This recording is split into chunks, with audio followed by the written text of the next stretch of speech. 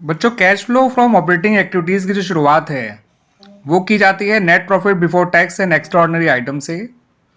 अब ये net profit before tax and extraordinary items निकालते कैसे हैं वो मैं आपको बताने जा रहा हूँ बच्चों। आपको शुरुआत करनी है profit as per balancing statement of profit and loss से। ठीक है बच्चों, इसमें आपको इसके करंट ईयर बैलेंस में से इसका प्रीवियस ईयर बैलेंस माइनस करना होगा।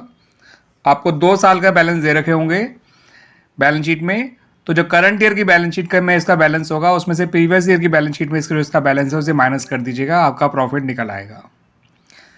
फिर आपको कुछ चीज़ें प्लस करनी है, जैसे कि जनरल रिजर्व, जैसे कि इंटरिम डिविडेंड, जैसे कि propose dividend, provision for tax और एक एक्स्ट्राऑर्डिनरी लॉस। और कुछ चीज़ें माइनस भी करनी है जैसे एक्स्ट्राऑर्डिनरी इनकम और टैक्स रिफंड। अब जनरल रिजर्व में भी आपको डिफरेंस देना होगा, इसलिए जो भी आपका करंट ईयर बैलेंस दे रखा होगा वो उसमें से प्रीवियस ईयर बैलेंस माइनस कर दीजिएगा, आपका जनरल रिजर्व आ जाएगा। ठीक है, वैसे जनरल रिजर्व के अलावा हम यहाँ पे investment fluctuation reserve, debenture redemption reserve या वर्कमैन कंपनसेशन रिजर्व ये सब भी ले सकते हैं, यानी वो सारे रिजर्व ले सकते हैं जो कि प्रॉफिट से क्रिएट करे गए होंगे। उसके अलावा इंटरिम डिविडेंड जो आपने इक्विटी शेयर्स पर दिया होगा ड्यूरिंग द ईयर डिक्लेयर और पे किया गया होगा। प्रपोज डिविडेंड आपको ध्यान रखना है कि जो लिया जाएगा वो प्रीवियस ईयर का होगा, नॉट ऑफ करंट ईयर, क्योंकि करंट ईयर का जो प्रपोज डिविडेंड है वो अभी अप्रूव नहीं हुआ होता है from the share holders, that's why वो नहीं पे किया गया होता। इस साल जो डिविडेंड पे किया गया होगा वो प्रीवियस ईयर का होगा और उसी को प्रॉफिट में से डिडक्ट किया गया होगा। ठीक है, करंट ईयर का प्रपोज डिविडेंड तो as a contingent liability outside the balance sheet in the notes to account show किया जाता है। जो पे किया जाता है वो प्रीवियस ईयर का होता है और जो प्रॉफिट से डिडक्ट किया जाता है वो भी प्रीवियस ईयर का ही होता है। उसके अलावा आपने प्रोविजनल टैक्स जो भी बनाया होगा ड्यूरिंग द करंट ईयर वो लेना है। ठीक है, provisional tax made during the current year. उसके बाद अगर कोई एक्स्ट्रा ऑर्डिनरी लॉस हुआ है, जैसे कोई लॉस बाय फायर है या लॉस बाय थेफ्ट है या loss due to any natural calamity है, तो वो प्लस करना है आपको। ठीक है, जैसे loss of stock by fire, loss of machinery by fire. ठीक है बच्चों, अब ये तो चीज़ होगी जो प्लस होनी है। अब माइनस जो चीज़ होनी है उनके नाम देख लीजिए।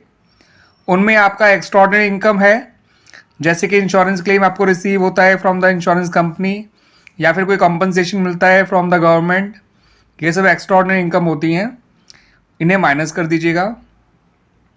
और अगर कोई रिफंड ऑफ टैक्स आया है ड्यूरिंग द ईयर तो वो भी आपके एक्स्ट्राऑर्डिनरी इनकम है, उसे भी माइनस कर दीजिएगा। आप पहुंच जाएंगे अपने net profit before tax and extraordinary items पे। अब ये जितनी भी चीज़ें आती हैं आपकी net profit before tax and extraordinary item निकालने के लिए, ठीक है, तो उन चीज़ों को मैंने नाम दिया हुआ है जिसे आप आसानी से याद कर सकते हैं। मैंने नाम दिया है GIP square E square T. अब GIP स्क्वायर का G है जनरल रिजर्व, वैसे तो कोई और भी रिजर्व भी हो सकते हैं लेकिन most common reserve general reserve ही होता है। इंटरिम डिविडेंड I है, P से एक P है प्रपोज डिविडेंड के लिए और दूसरा P है प्रोविजनल टैक्स के लिए। ठीक है बच्चों, पहला ही एक्स्ट्राऑर्डिनरी लॉस के लिए जो प्लस होगा, दूसरा ही एक्स्ट्राऑर्डिनरी इनकम के लिए जो माइनस होगा, और T जो है आपका वो टैक्स रिफंड है। तो GIP square E square T आपको ध्यान रखना है। GIP स्क्वायर तो आपको नाम भी बहुत पसंद होगा, आएगा, आसानी से याद भी हो जाएगा। ठीक है बच्चों, तो ये सारी चीज़ें करी जाती हैं to find out net profit before tax and extraordinary items. ठीक है, अब net profit before tax and extraordinary item आ गया। अब इसके बाद जो है आगे निकालना होता है हमें operating profit before working capital changes. तो पहले आप इसको ढंग से पक्का कर लीजिए, फिर हम उसके बारे में डिस्कस करेंगे कि वो कैसे निकाला जाता है। क्लियर बच्चों? बच्चों, जब एक बार net profit before tax and extraordinary items निकल आता है तो हमारा अगला स्टेप होता है नॉन कैश या नॉन ऑपरेटिंग आइटम्स का ट्रीटमेंट करना। इसके अंदर जितने भी non operating expenses and losses हैं उन्हें प्लस कर दिया जाएगा। नॉन ऑपरेटिंग या फिर नॉन कैश एक्सपेंसेस या लॉसेज उन्हें प्लस कर दिया जाएगा। ऐसे ही non cash incomes and gains जो हैं वो माइनस कर दिया जाएगा। ठीक है बच्चों, और हमारा operating profit before working capital changes आ जाएगा।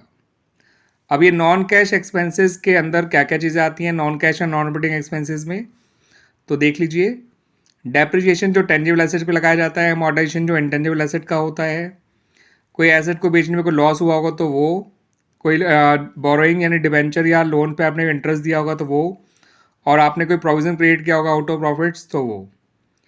ठीक है, जितनी भी चीज़ें प्लस हो रही हैं इनको मैं एक नाम दिया है दलिप का, DALIP दलिप। डी से डेप्रिसिएशन, ए से अमोर्टाइजेशन, एल से लॉस ऑन सेल, आई से इंटरेस्ट पेमेंट्स या इंटरेस्ट ऑन बोरोइंग्स, और पी से प्रोविजन फॉर बैड डेट्स। और जो चीज़ें माइनस की जाती है उन्हें मैं नाम दिया ग्रिड का, GRID, that is grid. Grid का जी है gain on sale of assets, R से rent receive, interest receive, I से, और डी से डिविडेंड रिसीव। तो आपको दलिप प्लस करना है, ग्रिड माइनस करना है, और आप पहुंच जाएंगे operating profit before working capital changes पर। क्लियर बच्चों? और net profit before tax and extra items कैसे आया था वो मैंने को बता ही दिया था कि आपको शुरुआत करनी थी प्रॉफिट से, और फिर आपको ट्रीटमेंट करना था GIP स्क्वायर और E²T का। GIP स्क्वायर का जी था जनरल रिजर्व, आई था इंटरिम डिविडेंड, पी था प्रपोज डिविडेंड, अगला पी था प्रोविजन फॉर टैक्स, और E²T का एक ई था एक्स्ट्राऑर्डिनरी लॉस, और दूसरा ई था एक्स्ट्राऑर्डिनरी गेन्स या इनकम्स, और टी से था टैक्स रिफंड। और GIP स्क्वायर तो पूरा पूरा प्लस होगा, ठीक है, और E²T में एक्स्ट्राऑर्डिनरी लॉस होगा तो प्लस करिएगा, एक्स्ट्राऑर्डिनरी गेन या एक्स्ट्राऑर्डिनरी इनकम होगा तो माइनस करेगा, और टैक्स रिफंड भी माइनस ही होता है, उससे आपका निकल के आ जाता था नेट प्रॉफिट बिफोर टैक्स। ठीक है बच्चों, तो खैर मैंने उसके बारे में डिटेल में पहले ही बता रखा है, बस मैंने हल्का सा रिव्यू करा दिया, आपको रिवाइज करा दिया इसके थ्रू। क्लियर होगी बात बच्चों?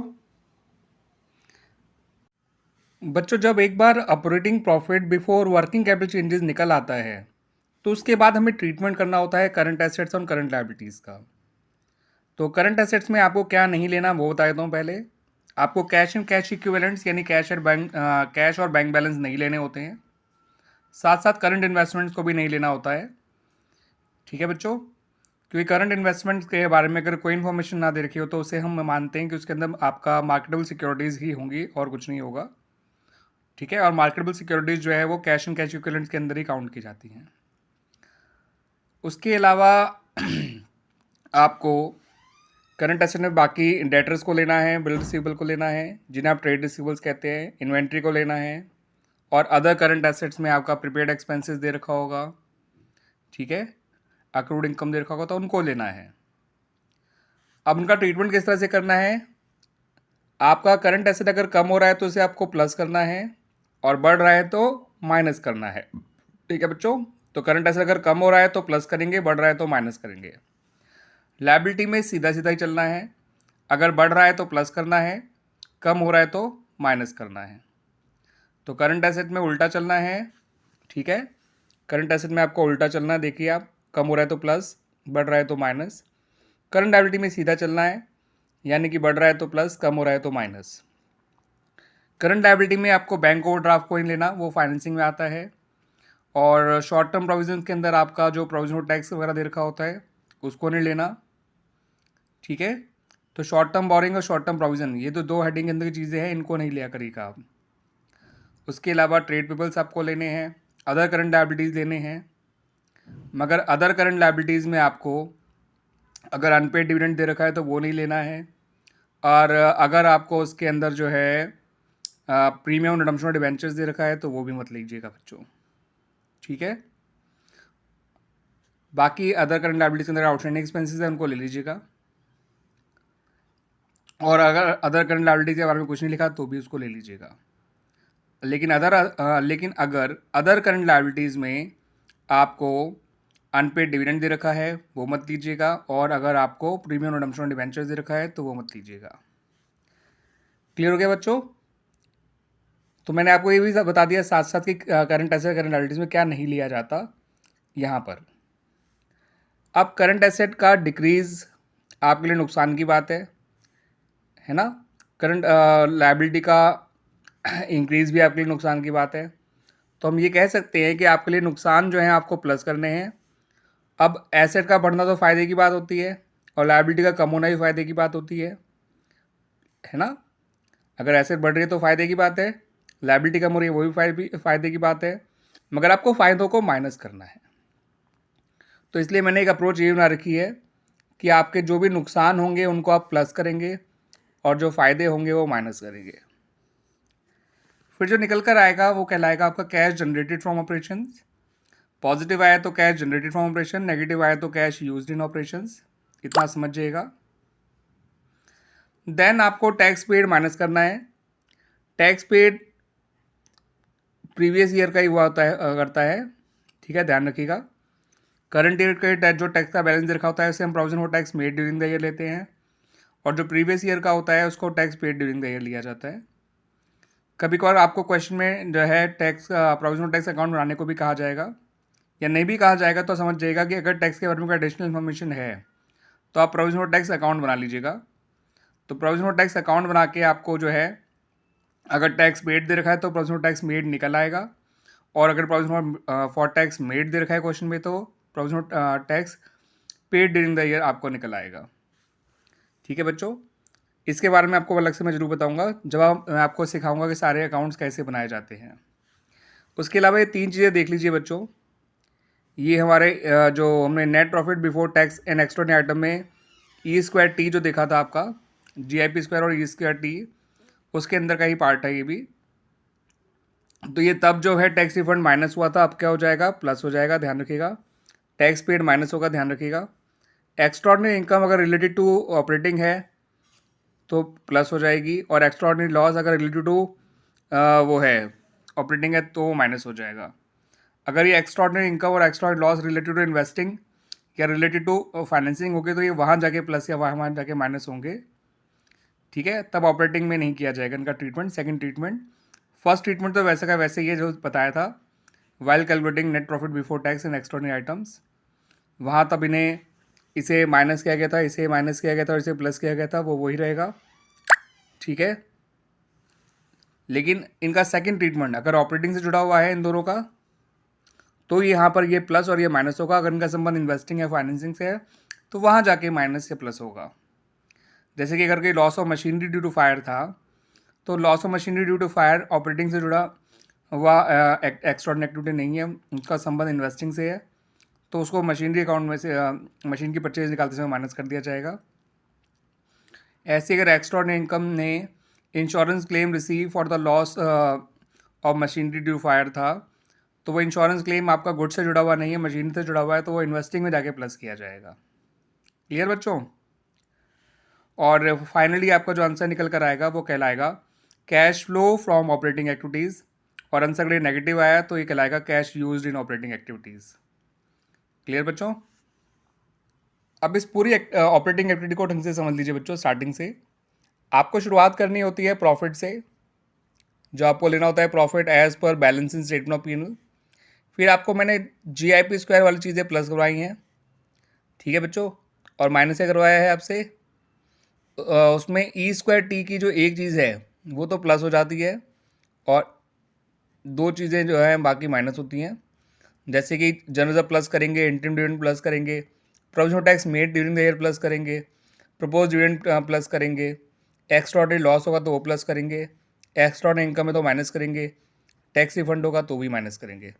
उससे आपका निकल के आ जाएगा net profit before tax and extraordinary items.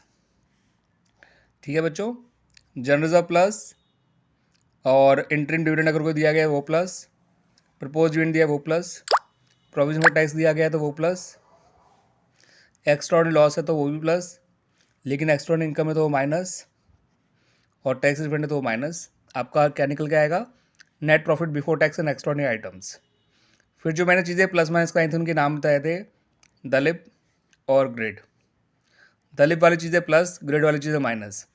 Dalip के अंदर D था डेप्रिसिएशन, A था अमोर्टाइजेशन, L था लॉस ऑन सेल, I था interest payment, interest on borrowing, P था प्रोविजन फॉर बैड डेट्स, ठीक है, या अलग प्रोविजन जो प्रॉफिट से बनाए गए हों, ये प्लस वाली चीज़ थी। ग्रेड का G था गेन ऑन सेल, R था रेंट रिसीव्ड, I था इंटरेस्ट रिसीव्ड, D था डिविडेंड रिसीव्ड। उससे हमारा जो निकल के आया था वो कहलाता था operating profit before working capital changes. ठीक है बच्चों, ये मैंने डिटेल में आपको और अलग से भी बता रखे हैं बच्चों, ठीक है। फिर मैंने आपको करंट एसेट करंट लायबिलिटी का ट्रीटमेंट करना सिखाया। करंट एसेट में उल्टा चलना है आपको, करंट लायबिलिटी में सीधा चलना है, यानी कुल मिला के फ़ायदे वाली चीज़ें माइनस और नुकसान वाली चीज़ें प्लस करनी है। उससे आपका कैश जनरेटेड फ्रॉम ऑपरेशन आ जाएगा, और जब आपका कैश जनरेटेड फ्रॉम ऑपरेशन आ जाता है तो टैक्स पेड आपको माइनस करना है जो कि प्रीवियस ईयर का होता है। अगर टैक्स रिफंड था तो उसे प्लस कर देंगे।